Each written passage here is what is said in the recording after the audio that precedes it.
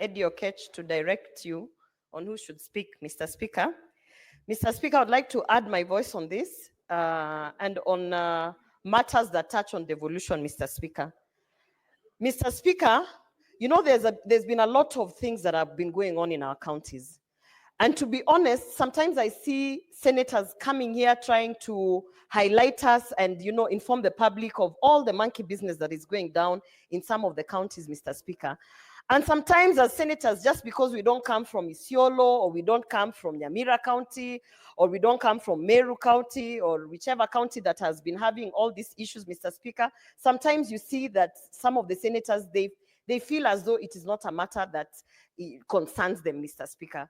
But Mr. Speaker, as I have said before in this house, today it might be Nyamira County, but tomorrow it might be that county that you are representing here, Mr. Speaker.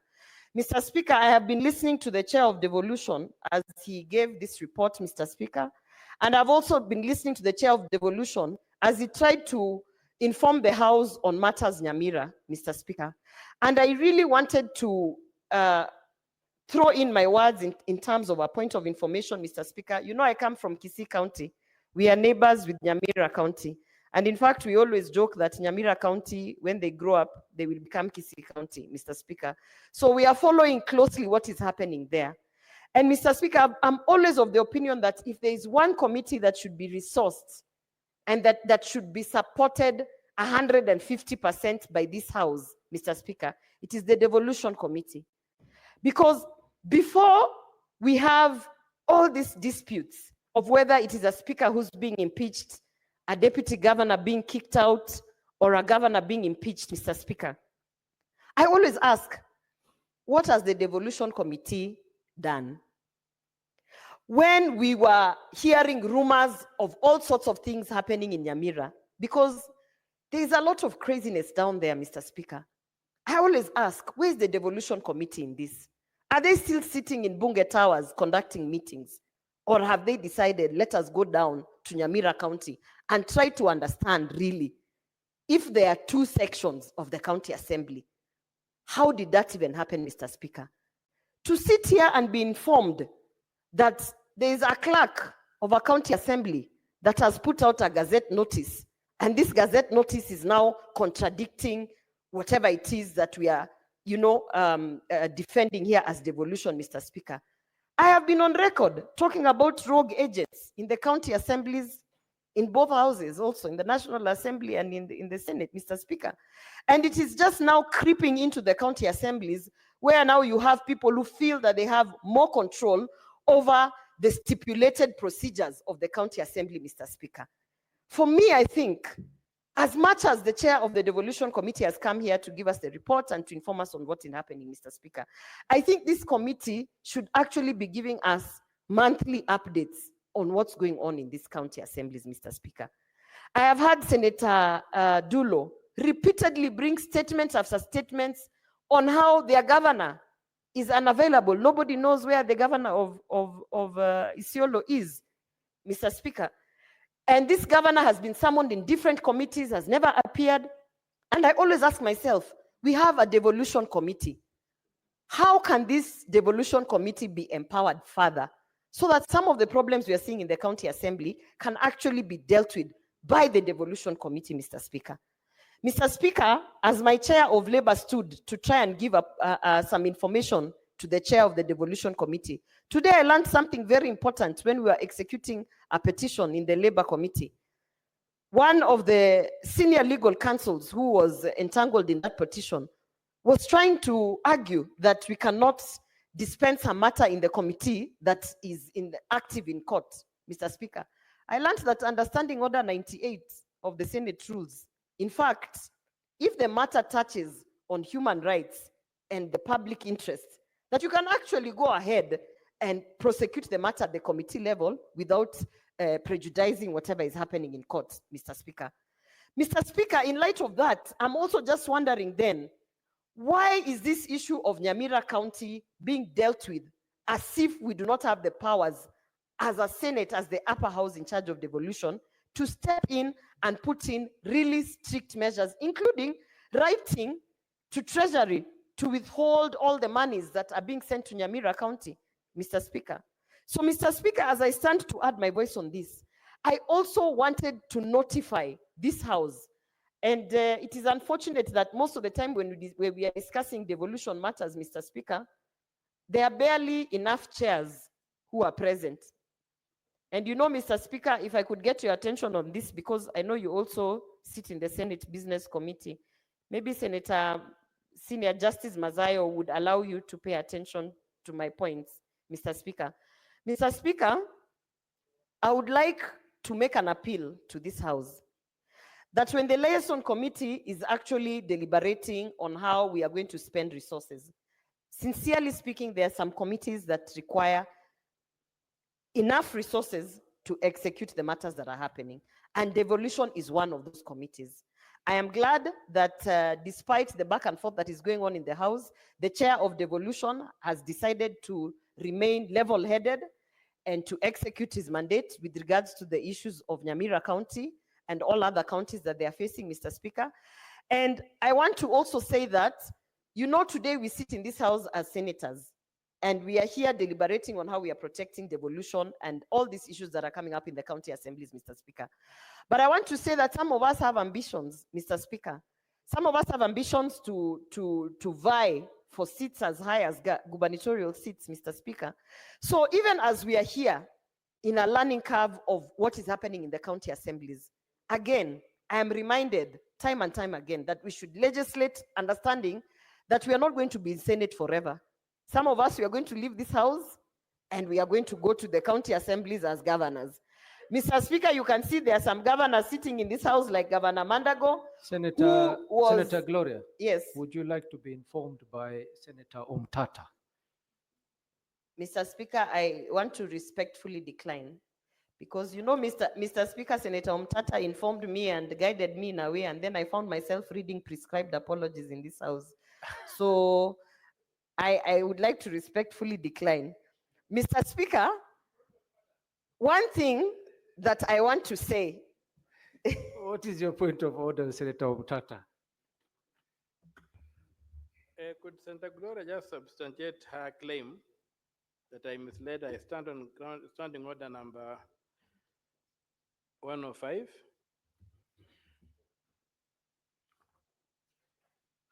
I would like to know, I would like her to substantiate the fact that she claims I misled her to a point where she fried in her own fat. Can she come substantiate that? Senator Gloria, are you in a position to substantiate the matter you have brought Before to I this House respond that to that, Senator Omtata yes, misled you? Before I respond to that, Mr. Speaker, I don't know whether you have observed something. I have observed it. Have you observed it? Because, you know, we had Senator Cherargei just minutes ago on the floor of the House saying how women leaders must be mentored, send them to elderly men to talk to them, all sorts of things of casting aspersion. And I just heard Senator Omtata. You know, I'm short of thinking that he's a senior counsel with all his age, Mr. Speaker, all those years of experience, whether outside Parliament. I've heard him speak in a language that I cannot even imagine that is a person that is advising the youth out here, Mr. Speaker, so that we don't have this House appear as a patriarchal House, Mr. Speaker. Kindly, could you give a ruling on that? Because that's unparliamentary language that he has used. Yeah, Senator Gloria, I hope you're referring to what I heard Senator Omtata say. Yes, I don't want to. Are we on the same page? I cannot even, you know, I'm recently now a mother of 2 boys. I cannot even say those words, Mr. Speaker. I don't, Senator Gloria. I think you should. Senator Gloria, if we are referring to the statement by Senator Omtata referring to you having found yourself frying in your own fat, was that your statement? I think that's an idiom, a figure of speech. So, Mr. Speaker, yes. With all due respect and with respect to the chair and this House, why are there double standards when women in this House put out idioms, me being one of them? Just yesterday, I put out an idiom here or a metaphor. I'm sure you heard me saying mpango wa kando. And I was directed very quickly. Senator I Gloria. was directed very quickly to withdraw because it's unparliamentary. Senator And Gloria, today, Senator Gloria, today Omtato slowly, is let being us, told that these are idioms and Senator metaphors. Gloria, Senator Gloria, let us understand each other. Mpango ya mkando is not even in the dictionary. It cannot be a parliamentary language. Mr. Speaker, So Mr. Speaker, it's two different things. Mr. Speaker, I don't want to go back and forth with my chair, and I respect that chair. However, it also depends on which dictionary you're referring to, Mr. Speaker. We are in 2025. There are various dictionaries. However, I will respond to Senator Omtata. Senator Cherargei, what's your point of order? Mr. Speaker, I rise under this, Article 27 on equality and freedom from discrimination. Did you hear Senator Orwoba, who professes to be fair and pro bono and discrimination, referring to the ageism of Senator Okiya Omtata, saying that with his age, he is discriminating Senator Okiya Omtata based on age? Is it in order to violate Article 27 of the Constitution of Kenya, where he is talking discrimination based on age? Yes. Mr. Speaker, is it in order? Can she withdraw and apologize to the House for undermining the integrity of ageism and the wise men of this House, Mr. Speaker, including Senator? And remember, this is a presidential candidate. He is not a chairman of Nyumba Kumi, Mr. Speaker. And Yes, even the manhood of the Senate is being threatened. Senator Gloria, your response. Mr. Speaker, luckily, I am on a learning curve and I'm taking my standing orders very seriously. I want to refer the Honorable Senator Cherargei to Standing Order 105 on the responsibility for statement of fact, Mr. Speaker. Isn't it a fact that indeed Senator Omtata is my senior? And isn't it a fact that indeed he is not 10 years old or 3 years old, Mr. Speaker? In fact, maybe, Mr. Speaker, I am mistaken, but Senator Omtata is indeed, as you have said, a senior elder. Senator Cherargei has actually said that. So where is the discrimination? That is a statement of fact. Mr. Speaker, I also want to draw to your attention that Senator Cherargei stood at the floor of the House and told you and asked you that if you can bring the elders to advise the two ladies, the leaders who had an altercation here in Parliament. Mr. Speaker, I don't get it. I think I'm being digressed, and I wanted to finish. I want to finish my point of thought. Can we go back to the point Kindly. of order raised by Senator Omtata in terms of substantiating your claims? Mr. Speaker, because I am wiser, and I want, if I have to substantiate at the floor of the House, I also have to give the context of the conversation. And I don't think that is a conversation that I want to bring to the floor of the House. So therefore, in light of that, I will withdraw and apologize to Senator Omtata because I do not want to let the public know on what Senator Omtata was advising me on. That would be, I would not be doing justice to this very prestigious House, Mr. Speaker. So I withdraw and apologize. Proceed. Mr. Speaker, I want to conclude on my points of devolution, Mr. Speaker. I was saying, as I conclude, that as we are deliberating at this floor, we need to remember that we are not here permanently. As I was saying, some of us have got ambitions, and some of us, beyond Senate, we are seeing ourselves as governors of various county assemblies, Mr. Speaker. And I was saying that we have a governor here sitting in the House today, Senator Governor, Mr. Speaker, Senator Mandago. And I remember very well when he was a governor, there are some of the pieces of legislations and reports that he was really against that were coming from the floor of this House, Mr. Speaker. Now he's finding himself as a senator and very conflicted in some matters. And that's why I want to say, Mr. Speaker, going forward, as I support and I add my voice to this devolution committee, I'm also aware that for now I am speaking as a senator, but I am also speaking in light that in the very near future, I will be a governor and I would like to execute devolution and make sure that we are well represented in our county assemblies. Senator Mandago, what is your point of order?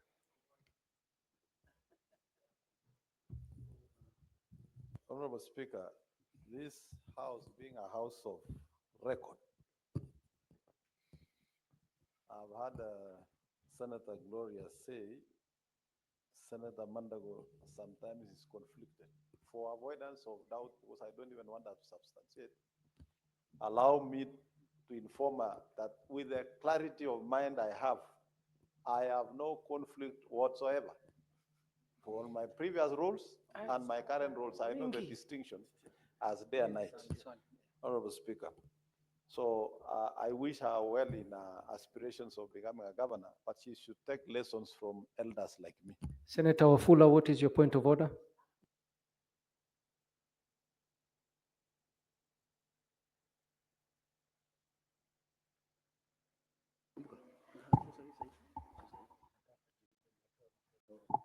Thank you. Asante Mheshimiwa Spika kwa nafasi hii.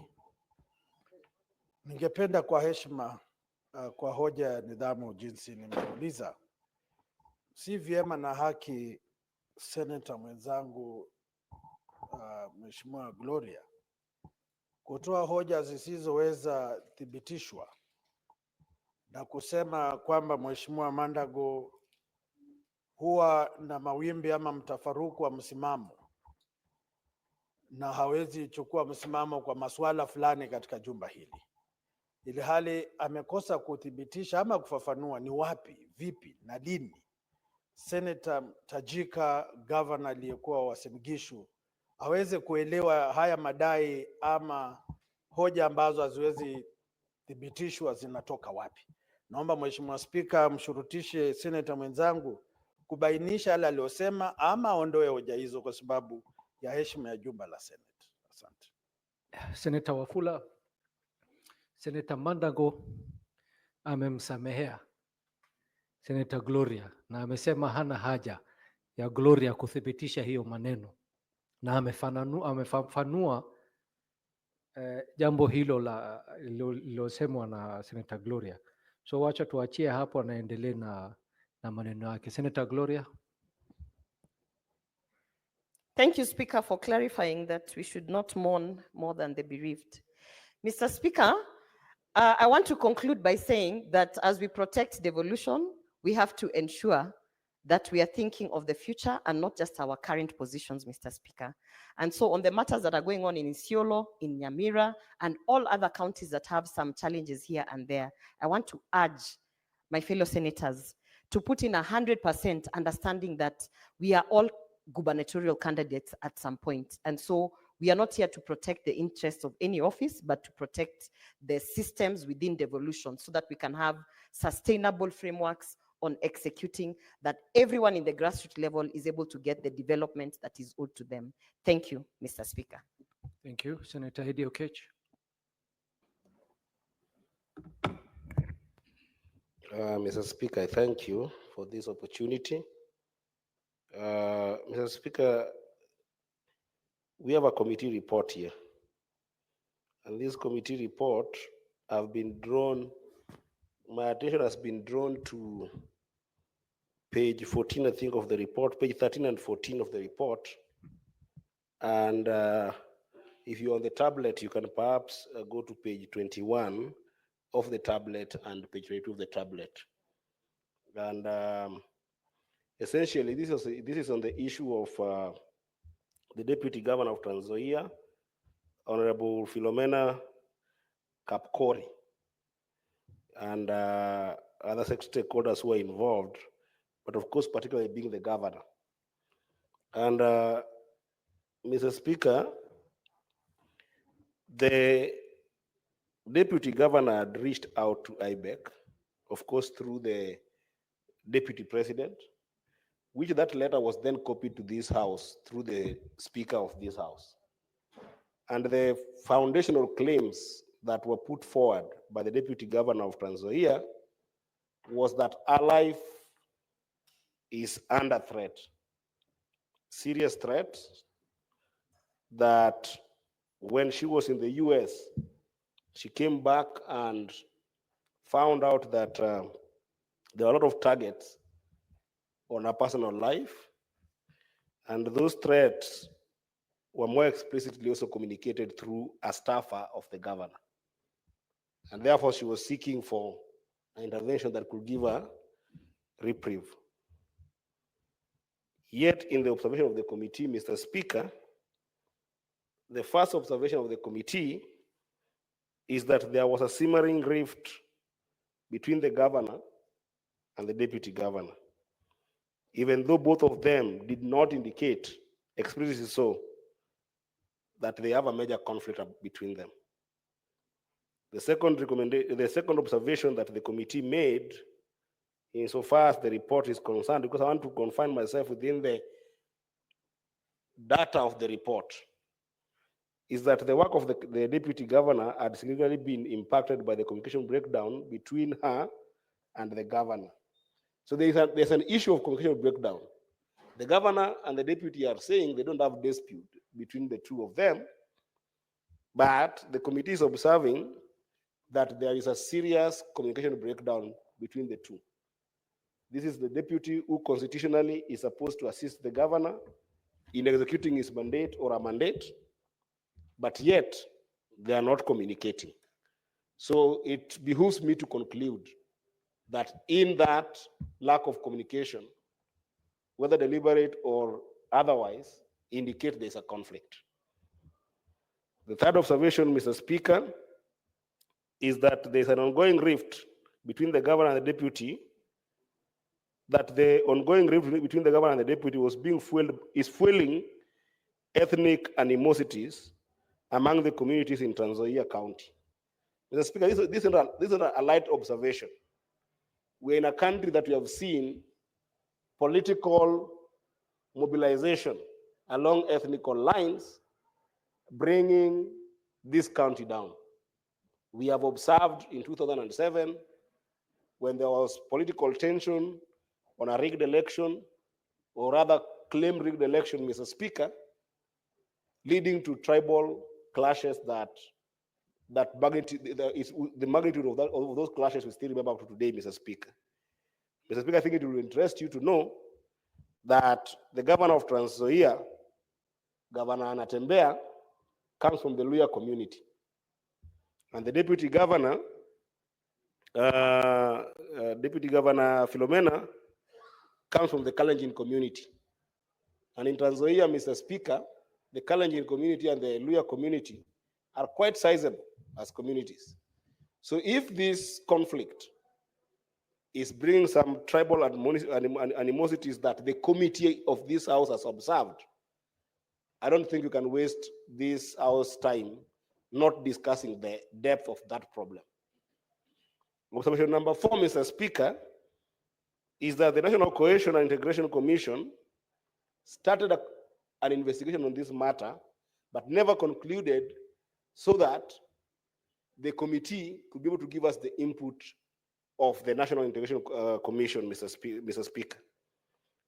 Now, Mr. Speaker, you've heard me complain here a number of times that National Cohesion and Integration Commission, among other independent commissions that are supposed to do oversight role or execute in terms of dealing with issues that they're dealing with issues such as corruption, like EACC is supposed to deal with, they never get anywhere with these issues. And what that observation tells you, Mr. Speaker, from the committee, is that it is this house that then must conclude the problem that we are seeing in Trans Nzoia. We cannot leave it to the National Cohesion and Integration Commission or otherwise any other external commission, hoping that they will address the issue. And lastly, Mr. Speaker, in the observation, the committee observed that the governor of Trans Nzoia was very much willing to have the working relationship with the deputy governor restored. That's a contradiction, Mr. Speaker. The same governor who said there is no dispute between the two of them is now saying he wishes that the relationship is restored. And even going further to state that the issues impacting their relationships could be solved amicably to have them run the county smoothly. Mr. Speaker, what I'm observing here is very simple. That observation tells us that we as a country are constantly going to face an imminent challenge of deputy governors and governors never going to find a working formula. And we have complained in this house, Mr. Speaker, when we observe that the deputy governor and governor positions are sometimes about who controls what numbers and not necessarily who can work with the other. In some instances, we have seen a good working relationship, but it's becoming more and more obvious and more clearer to us that there is constant conflict between deputy governors and the governors that is making counties constantly untenable. And Mr. Speaker, this thing is problematic because there is instances where a governor would spend more resources than his deputy governor or a deputy governor, and because of this kind of conflict, it becomes an avenue of even some governors being impeached so that their deputies can take over. We are lucky that we have got two governors in this house who are governors who are foundational to devolution, who did not experience this. They manage their relationship very well. We can learn, we can glean some moral from them. That is Governor Mandago and Governor Senator Orwoba. They did quite well in terms of how to manage their deputies. But also in this house, we have observed a number of impeachments that has been pushed towards us. Some did not succeed, but some succeeded. We just know that in Meru recently, one of the G7 members, which is something we should have celebrated, a woman governor got ousted because of tensions that even during her time in this house, in the 3 impeachment motions that she was here in, she did indicate to this house that one of the reasons why she was facing a lot of problems in her county of Meru was because of a constrained relationship, more generally with chauvinistic male leaders in her county, but in particularly also she had a problem with her own deputy. It's a matter of record. We also saw in Siaya County that when the deputy governor of Siaya appeared in this house over an impeachment issue, there was a serious problem between the deputy governor and the governor. And Mr. Speaker, these problems do not just come from nowhere. They come from, one, lack of clear responsibility of what a deputy governor should do. While the Constitution gives us a blanket guidance that they're supposed to assist the governor in dealing with their roles, Mr. Speaker, when you are assisting, you need resources. Senator Wafula, what is your point of order? Speaker, a statement of clarity from Honorable Eddie. Is it in order, Honorable Speaker, for Senator Eddie to, on his feet, to allege that the leaders, the men from Meru, are chauvinists? Does it mean that the MCAs who came to this floor of the House and did what they did to be chauvinists? Is it in order? Can he substantiate that the men from Meru are chauvinists? Senator Eddie. Senator, would you like to be informed by Senator Gloria? Mr. Speaker, I take information in doses. Can I deal with the first information I've gotten from Senator Wafula? The first one was a point of order. Yes, but it's still This information. one is point of information. Mr. Speaker, I'm never mean with my time. I'm always a learner, a student. I can learn from everyone. So I'll allow her to inform me. Senator Gloria. Thank you, Senator Eddie Okech. Mr. Speaker, I wanted to inform Senator Eddie Okech and perhaps also Senator Wafula that we were here in plenary when we were showcased all the videos of everything that happened in Meru County. We even had the witnesses, some of them who were legislators, come here. And some of us who were very present in that live proceeding, the information is in the Hansard to substantiate that, in fact, there was a lot of patriarchy. Senator Mandago, what I is am your on a point of information. How she- can you stand on a point of order on a point of information? Gloria, take your seat. Senator Mandago, what's your point of order? Honorable Speaker, I stand on Standing Order 101, Contents of Speech, 101(2). It shall be out of order to introduce an argument on any specific question upon which The Senate has taken a decision during the same session. Honorable Speaker, we took a decision as a Senate to impeach the governor for Meru. It was not about male chauvinism. It was about the proceedings of this House. And the women leaders in this Senate and this country, like Senator Gloria, should learn not to feminize everything about the debates in this House, Honorable Speaker.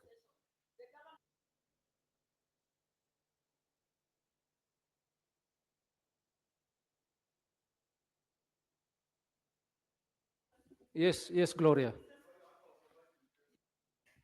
Mr. Speaker, I happen to have gone to a very prestigious school and they taught me to read well, Mr. Speaker. Mr. Speaker, if you read that 101 to, I went to St. George's Girls, State House Primary and St. George's Girls Secondary School.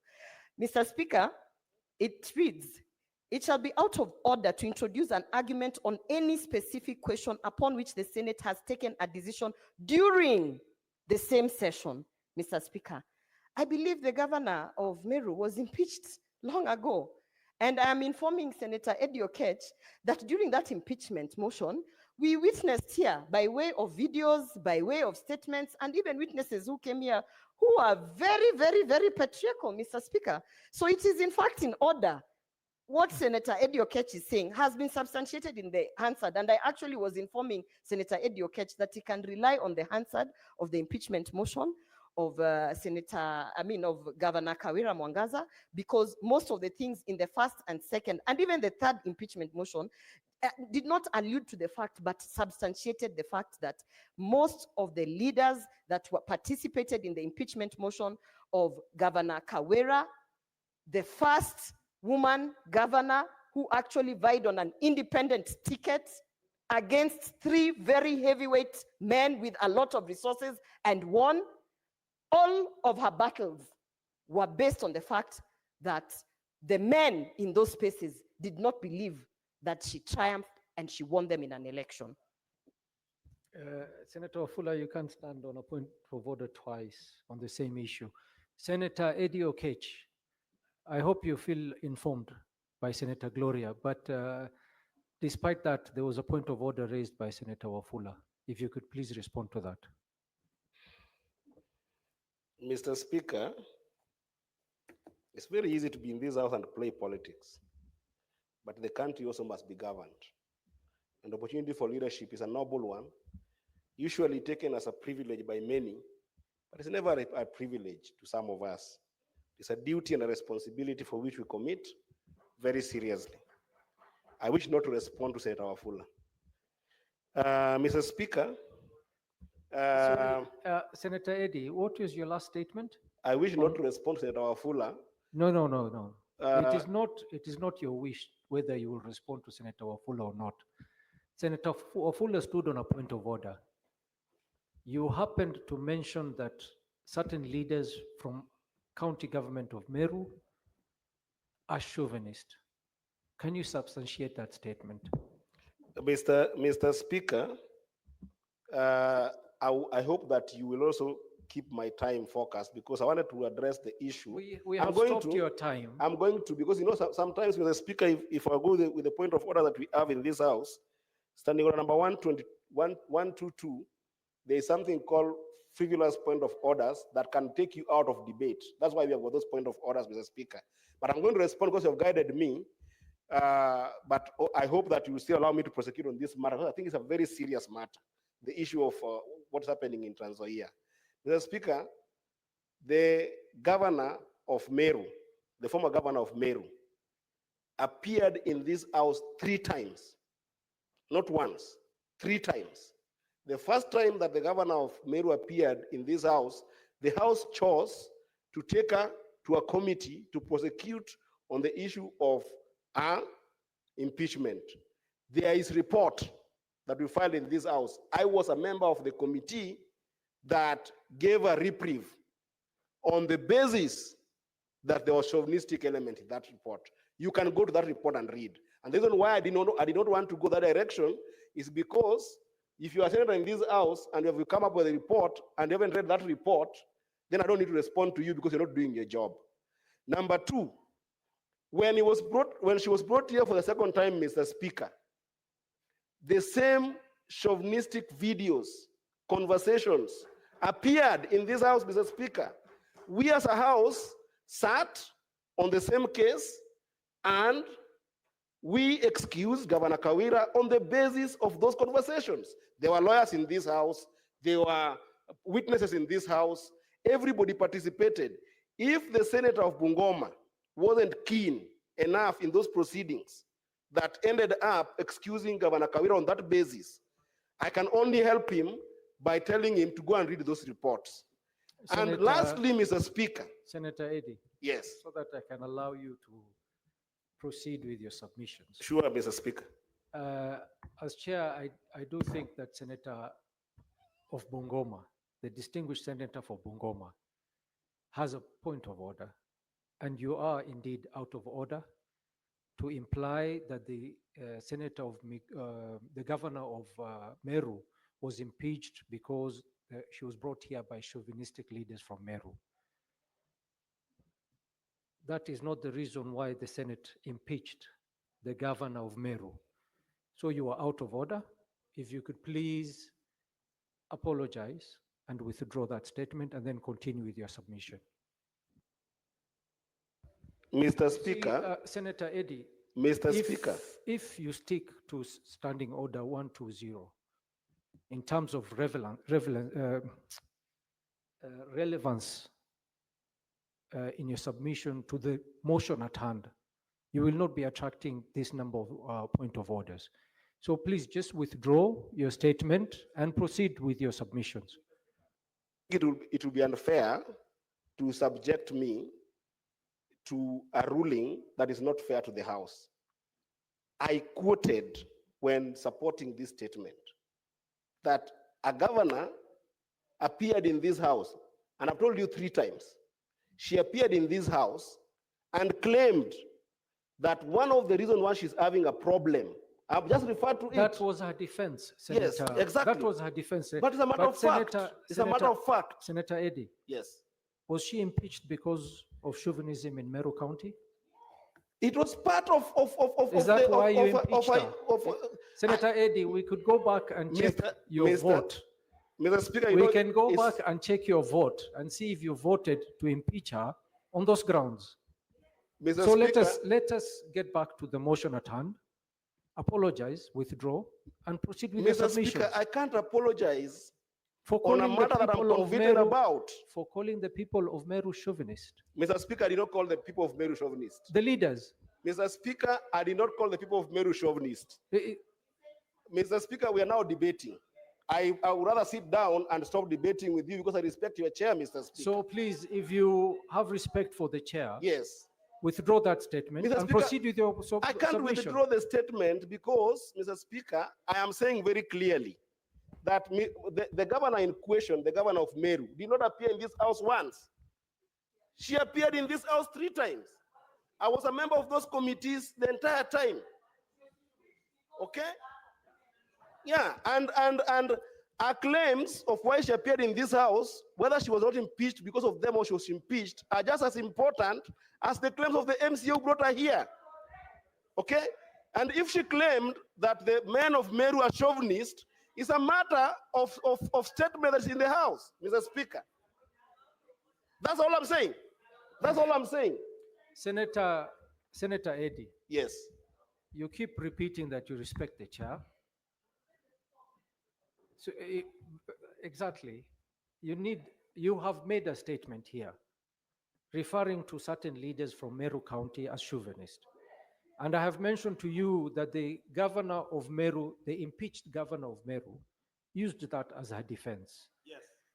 And at the time the Senate impeached the governor of Meru, were we aware of that matter or not? Was she impeached because the Senate was also chauvinist and impeached a lady governor? She was impeached because there were several other charges that were brought against her, and that's why she was impeached. So, Senator Eddy, just withdraw the statement and proceed with your submissions. Mr. Speaker, I can't withdraw the statement because in an impeachment process, there is voting. That's how this house runs. in an impeachment process, there is voting, and I can assure you, Mr. Speaker, that if you go back to the answered, there are those people who voted against Senator that Eddy. impeachment, including myself, Mr. Speaker. Senator Eddy. So Senator it's a Eddy. belief. Senator Eddy. Yes. I will give you one last chance. And before that, take your standing orders. Go to standing order 122, which I'm almost being forced to find you with gross disorderly conduct. Defying a ruling or direction of the speaker or chairperson of the committee. That is 1221A. Are you still standing by the fact that you're not going to withdraw that statement?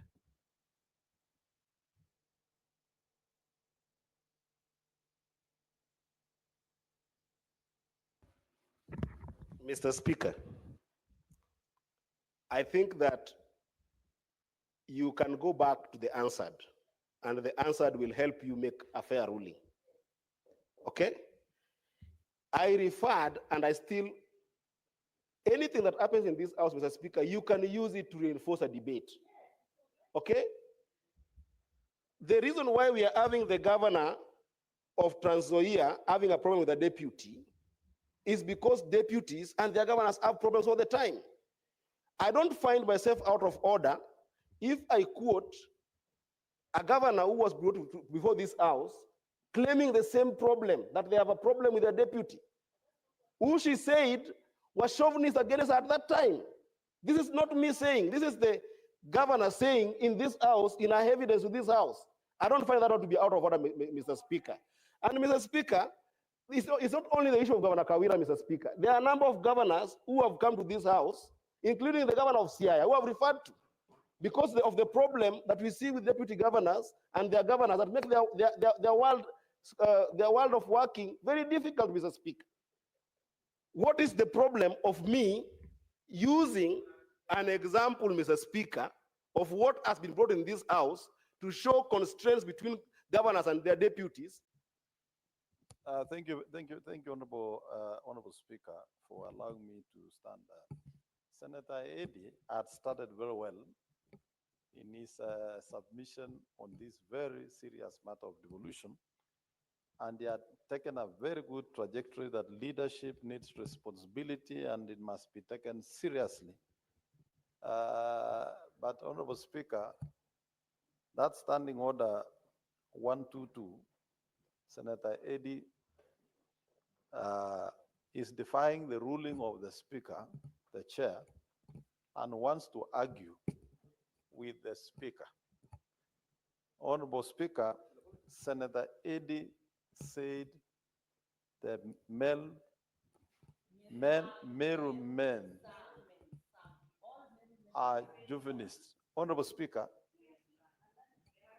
it was the submission of the governor of Meru, not some leaders, not some men leaders from Meru. So I think you are confusing matters here, Senator Eddy. If you said Governor Kawira alleged, would be in agreement.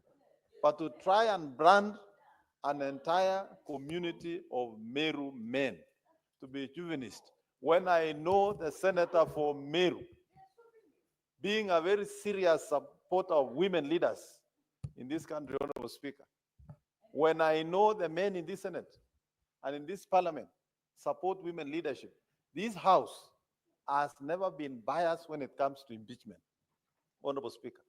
This very House, Honorable Speaker, impeached the Deputy Governor for Kisi, who is a man, without mercy, because he failed in his roles.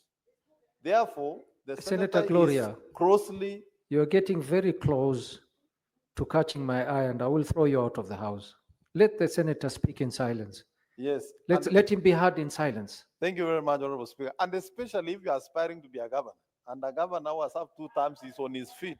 Senator Gloria. Gloria must learn to listen. Finally, let me say this, Honorable Speaker, so that I sit. You know, they say, and I've always heard, that the enemy of women is women. If the leadership of women is what we want to adopt, is what the kind of arguments we see Senator Gloria trying to advance here. These are the same women who are undermining women leadership. They should learn to follow the proceedings, understanding orders of the House and the procedure of the House. I stood on this point of order because I know Senator Eddy is a very serious young man who I believe has a very bright future in this country, Honorable Speaker. In fact, in my retirement and in my old age, I would be seeing a Senator Eddy presidency in this country. And I will not allow Senator Eddy to be misled by women leaders who want to feminize everything at the expense of the law. So Senator Eddy, please take this very seriously if you want to progress and the directions of the Senator chair. Gloria, Thank you. what's your point of order? Mr. Speaker, considering that I was supporting the submissions of Senator Eddy Oketch, I do not want to disrupt him. But Mr. Speaker, when I listen to Senator Mandago standing, and not only Senator Mandago, today, this afternoon, Mr. Speaker, it's a really trying session. But when I listen to various senators always trying to cast aspersions to women leaders in this House, Mr. Speaker, even alluding that Senator Eddy Oketch should not listen to me because therefore he has no future in politics, Mr. Speaker. What is Senator Mandago? Does he understand that Senator Mandago, when he was even in politics, I was in primary school, and he has gone round and round all those years in politics. Now we are sitting in the same house, Mr. Speaker. That should tell you that there's something that women leaders, including myself, are doing right. Because, Mr. Speaker, he should have actually not been in the same space where I am if I was doing something wrong, Mr. Speaker. Mr. Speaker, I beg that as we are executing our debates, with all fairness, Mr. Speaker, this afternoon, and being a representative of women, because that is my specially elected, the representation that I put here, Mr. Speaker. Thank you, Mr. Speaker, please protect this House You are from protected. chauvinistic arguments like those of Senator Mandago, claiming that if this is the women leadership we have, then we don't need women leaders. Mr. Speaker, may I remind Senator Mandago that if it was not for women, he would not even be alive, Mr. Speaker. We are the ones who are giving birth to these men all over, Mr. Speaker. We are the ones who are bringing leaders into this country. Mr. Speaker, protect women in this House and myself, and have him withdraw Senator- that comment and Senator Wafula, what apologize. is your point of order? And I have to put an end to this matter now. I want to request the chair to protect citizens from the toxic statements that are being spewed on the floor of the House. Honorable Speaker, we have guests at the gallery, and as a wise man, we need to take cover of such unpalatable and digestible statements being flown on the floor of the House. Time is up, Honorable Eddy, to step up and be a senator. Listen to the counsel of the chair, and let us proceed with the discussion. And I want to thank you, Chair, for stabilizing this session and bringing people back to the topic of the day. Thank you, Senator Wafula.